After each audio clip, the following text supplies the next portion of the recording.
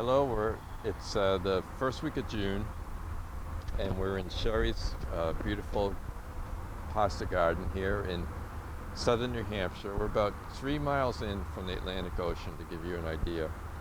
And my name is Richard Merritt, owner of New Hampshire Hostas, and Sherri actually works for us retail a couple times a week.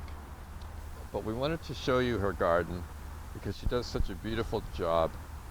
It's very extensive, far more than most people ever have. But we're going to be shooting a series of videos.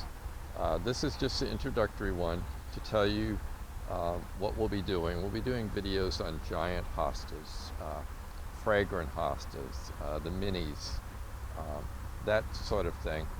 But we wanted to show you her garden at its peak, color-wise, in June, because it's loaded with rhododendrons, deciduous azaleas, and she also has 50 varieties of Japanese maples. Sherri, how many years have you been in this home and working on this garden? Well, I've been in the home for 20 years, but I started moving the gardens 23 years ago from my home in Hampton. A lot of work. Yeah, it was, but I had 3 years to do it while we were waiting for the house to sell. Yeah. And how did you come to have so many hostas? She has around 1,000 varieties or cultivars in her garden. I just like hosta, and I add 20 to 30 new ones every year. Why do you like the hosta so much? Because they're always there. They just are always there, from the beginning of the garden to the end of the garden. Right. They have a long season of color. Yes. And all the different forms. Yes. If you also notice, Sherri's got, as I said, 50 different cultivars of Japanese maple. And why do you like Japanese maple in the hosta garden?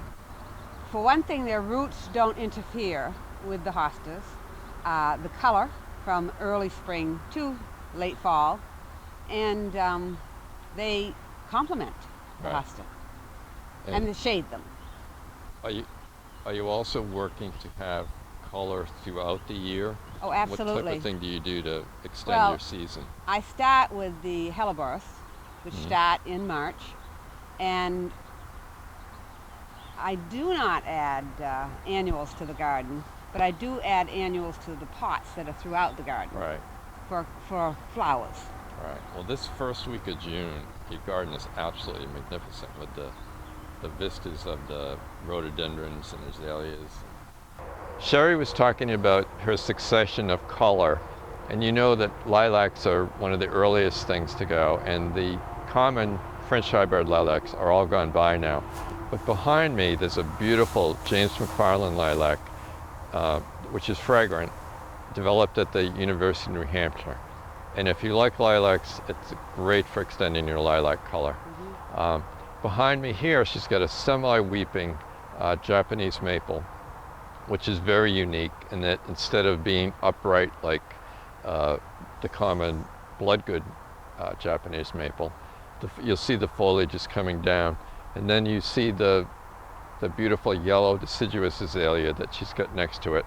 But in the foreground, she has hosta.